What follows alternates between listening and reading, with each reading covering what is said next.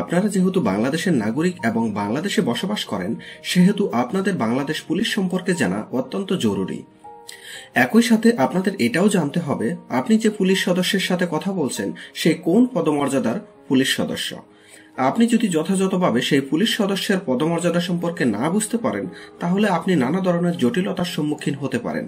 তাই আজকের ভিডিওতে আমি আপনাদের দেখাবো পুলিশের কাঁধে থাকা র্যাঙ্ক ব্যাজ দেখে কিভাবে আপনি চিনতে পারবেন আপনি যে পুলিশ সদস্যের সাথে কথা বলছেন সে প্রকৃতপক্ষে কোন পদমর্যাদার পুলিশ সদস্য। তো ভিডিও শুরুতে আপনাদের কাছে অনুরোধ থাকবে, আপনারা যারা এখনো আমাদের চ্যানেলটি সাবস্ক্রাইব করেননি তারা আমাদের চ্যানেলটি সাবস্ক্রাইব করে পাশে থাকা বেল আইকনে ক্লিক করে রাখুন। এতে করে আমাদের নতুন নতুন ভিডিওর আপডেট আপনারা পেয়ে যাবেন।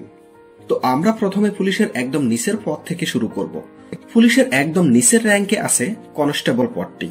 যে পুলিশ সদস্যের কাঁধে থাকা র্যাঙ্ক ব্যাজটি একদম ফাঁকা থাকবে, সেখানে কোনো স্টার পিপ বা দাতব অন্য কিছু থাকবে না, সেক্ষেত্রে আপনি বুঝবেন যে সে পুলিশ সদস্য হচ্ছে কনস্টেবল পদমর্যাদার একজন পুলিশ সদস্য। কোনো ব্যক্তি যদি পুলিশের কনস্টেবল পদে যুক্ত হতে চায় তবে তাকে এসএসসি পাশ করার পর পুলিশের যে কনস্টেবল পদের নিয়োগ প্রক্রিয়া আছে সেটিতে পাশ করার মাধ্যমে সে পুলিশের কনস্টেবল পদে যুক্ত হতে পারবে। তো আপনারা যদি কোনো পুলিশ সদস্যের কাঁধে থাকা র্যাঙ্ক ব্যাজটি এরকম ফাঁকা দেখতে পান, তাহলে বুঝবেন যে সে পুলিশ সদস্য একজন কনস্টেবল পদমর্যাদার। তো এরপরে আপনারা যে পুলিশের র্যাঙ্ক ব্যাজটি দেখতে পাচ্ছেন এটি হচ্ছে নায়কের র্যাঙ্ক ব্যাজ। কোনো পুলিশ সদস্যের র্যাঙ্ক ব্যাজে যদি আপনারা দুটো লাল বিল্লা দেখতে পান, তাহলে বুঝবেন যে সে পুলিশ সদস্য একজন নায়ক পদমর্যাদার পুলিশ সদস্য। নর্মালি পুলিশের কনস্টেবল পদে যারা নিয়োগ প্রাপ্ত হয়, এক সময় তারা প্রমোশন পেয়ে নায়ক পদে পদোন্নতি হয়। এরপরে যে পুলিশের পদটি নিয়ে আপনাদের সাথে আলোচনা করব সেটি হচ্ছে এএসআই অর্থাৎ অ্যাসিস্ট্যান্ট সাব ইন্সপেক্টর। কোন পুলিশ সদস্যের র্যাঙ্ক ব্যাচে যদি আপনারা এরকম একটি দাতব দস্তা কালারের স্টার দেখতে পান, তাহলে বুঝবেন যে সে পুলিশ সদস্য একজন এএসআই অর্থাৎ অ্যাসিস্ট্যান্ট সাব ইন্সপেক্টর পদমর্যাদার পুলিশ সদস্য। নর্মালি কনস্টেবল পদের পুলিশ সদস্যরা প্রমোশন পেয়ে পেয়ে এক সময় এএসআই অর্থাৎ অ্যাসিস্ট্যান্ট সাব ইন্সপেক্টর পদে পদমর্যাদা পেয়ে থাকে। এরপর আপনাদের সাথে পুলিশের যে র্যাঙ্কটি নিয়ে আলোচনা করব সেটি হচ্ছে সাব ইন্সপেক্টর র্যাঙ্ক। পুলিশের দ্বিতীয় স্তরের যে নিয়োগ প্রক্রিয়াটি সেটি হচ্ছে সাব ইন্সপেক্টর পদে নিয়োগ প্রক্রিয়া। একজন ব্যক্তি অনার্স বা গ্রাজুয়েশন পাশ করার পর সরাসরি সাব ইন্সপেক্টর পদে নিয়োগ পেতে পারে। তো আপনারা যদি কোনো পুলিশ সদস্যের কাঁধে থাকা র্যাঙ্ক ব্যাচে দুটো স্টার দেখতে পান, তাহলে বুঝবেন যে সে পুলিশ সদস্য হচ্ছে একজন সাব ইন্সপেক্টর পদমর্যাদার পুলিশ সদস্য। বলা হয়ে থাকে পুলিশের সবচাইতে গুরুত্বপূর্ণ পদগুলোর একটি হচ্ছে সাব ইন্সপেক্টর পদ, এবং পুলিশের সাব ইন্সপেক্টরকে পুলিশের মেরুদণ্ড বলা হয়ে থাকে। কেননা পুলিশের যত ধরনের তদন্তগুলো আছে, ফিল্ড ওয়ার্কগুলো আছে, সেগুলো কিন্তু সাব ইন্সপেক্টর পদের পদমর্যাদার পুলিশ সদস্যরাই করে থাকে। এরপর যে পুলিশ সদস্য নিয়ে কথা বলবো সেটি হচ্ছে ইন্সপেক্টর পদমর্যাদার পুলিশ সদস্য।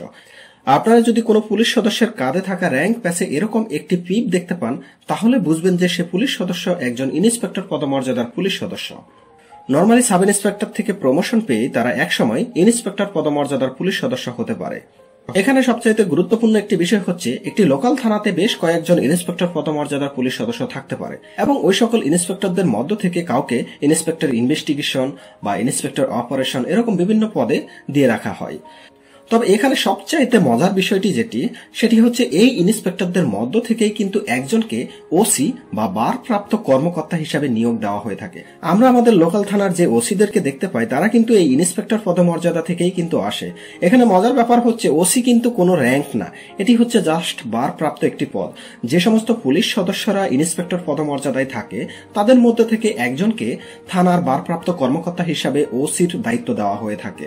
সুতরাং আপনারা যদি কোনো পুলিশ সদস্যের কাঁধে থাকা র্যাঙ্ক ব্যাচে একটি পিপ দেখতে পান, তাহলে বুঝবেন যে সে পুলিশ সদস্য একজন ইন্সপেক্টর পদমর্যাদার পুলিশ সদস্য।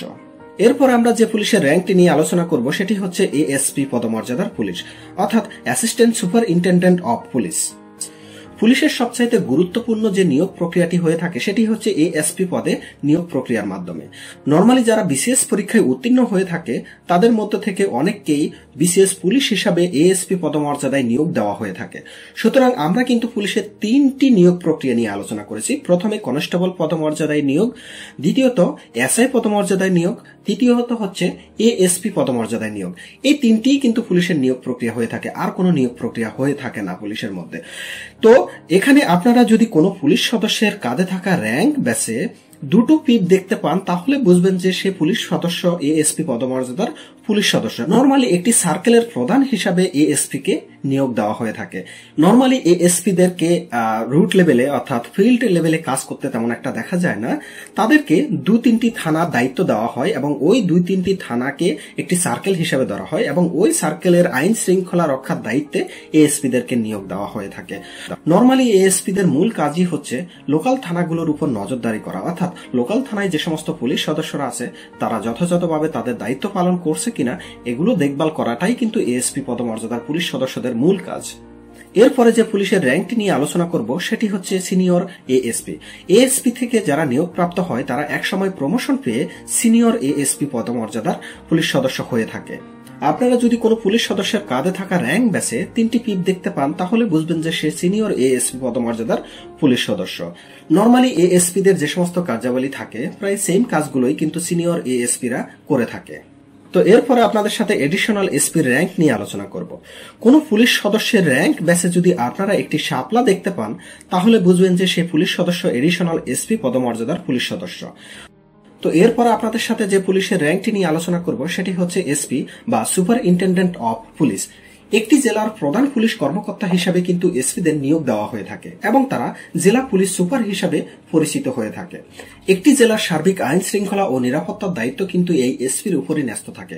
সুতরাং একটি জেলাতে যদি কোনো ধরনের আইন শৃঙ্খলার অবনতি ঘটে সেক্ষেত্রে সরকার কিন্তু এই এসপির কাছেই সেটা সম্পর্কে জানতে চায়।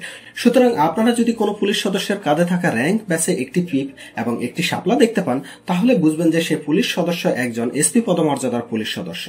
এরপর আপনাদের সাথে পুলিশের যে পদটি নিয়ে আলোচনা করব সেটি হচ্ছে এডিশনাল ডিআইজির পদ। পুলিশের সবচাইতে গুরুত্বপূর্ণ পদগুলোর মধ্যে একটি হচ্ছে এডিশনাল ডিআইজি পদ। কোন পুলিশ সদস্যের কাঁধে থাকা র্যাঙ্ক ব্যাচে যদি আপনারা দুটো পিপ এবং একটি শাপলা দেখতে পান তাহলে বুঝবেন যে সেই পুলিশ সদস্য এডিশনাল ডিআইজি পদমর্যাদার একজন পুলিশ সদস্য।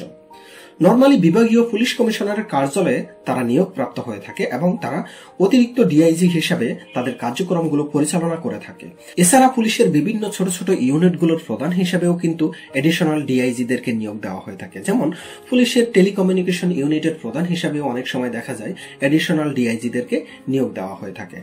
এরপর আপনাদের সাথে যে পদটি নিয়ে আলোচনা করব সেটি হচ্ছে ডিআইজি অর্থাৎ ডেপুটি ইন্সপেক্টর জেনারেল। যে পুলিশ সদস্যের কাঁধে থাকা র্যাঙ্ক ব্যাসে আপনারা 3টি পিপ এবং একটি শাপলা দেখতে পাবেন তাহলে বুঝতে পারবেন যে সে পুলিশ সদস্য একজন ডিআইজি পদমর্যাদার পুলিশ সদস্য। নরমালি একটি বিভাগের পুলিশ প্রধান হিসাবে ডিআইজিরা নিয়োগ প্রাপ্ত হয়ে থাকে। অনেক সময় মেট্রোপলিটন পুলিশের প্রধান হিসাবেও ডিআইজিরা নিয়োগ প্রাপ্ত হয়ে থাকে। এছাড়া পুলিশের বিভিন্ন ইউনিটের প্রধান হিসাবেও ডিআইজিদেরকে নিয়োগ দেওয়া হয়ে থাকে। যেমন পুলিশের সিআইডির প্রধান হিসাবেও অনেক সময় ডিআইজিদেরকে নিয়োগ দেওয়া হয়। এরকম অনেক গুরুত্বপূর্ণ পদে ডিআইজিদেরকে নিয়োগ দেওয়া হয়ে থাকে। পুলিশের অত্যন্ত গুরুত্বপূর্ণ একটি পদ কিন্তু এই ডিআইজি পদ। এরপরে পুলিশের যে পদটি নিয়ে আপনাদের সাথে আলোচনা করব সেটি হচ্ছে এডিশনাল আইজিপি। কোন পুলিশ সদস্যের কাঁধে থাকা র্যাঙ্ক ব্যাসে যদি একটি ডাল তলোয়ার এবং একটি শাপলা দেখতে পান তাহলে বুঝবেন যে সেই পুলিশ সদস্য হচ্ছে একজন এডিশনাল আইজিপি পদমর্যাদার পুলিশ সদস্য। নরমালি পুলিশ প্রধানের অতিরিক্ত হিসাবে কিন্তু এডিশনাল আইজিপিদেরকে নিয়োগ দেওয়া হয়ে থাকে। এছাড়া র্যাবের প্রধান হিসাবেও কিন্তু আমরা এডিশনাল আইজিপিদেরকে দেখতে পাই। সুতরাং পুলিশের কিন্তু অত্যন্ত গুরুত্বপূর্ণ একটি পদ হচ্ছে এডিশনাল আইজিপির পদ। তো এবার চলুন পুলিশের সবচাইতে বড় পদ আইজিপি অর্থাৎ ইন্সপেক্টর জেনারেল অফ পুলিশ সম্পর্কে আপনাদের পরিচয় করিয়ে দিই। কোন পুলিশ সদস্যের কাঁধে থাকা র্যাঙ্ক ব্যাচে যদি একটি ডাল তলোয়ার, একটি শাপলা এবং একটি পিপ দেখতে পান তাহলে বুঝবেন যে সে পুলিশ সদস্য আইজিপি পদমর্যাদার একজন পুলিশ সদস্য। নরমালি পুলিশের প্রধান হিসাবে আইজিপি কে আমরা দেখতে পাই।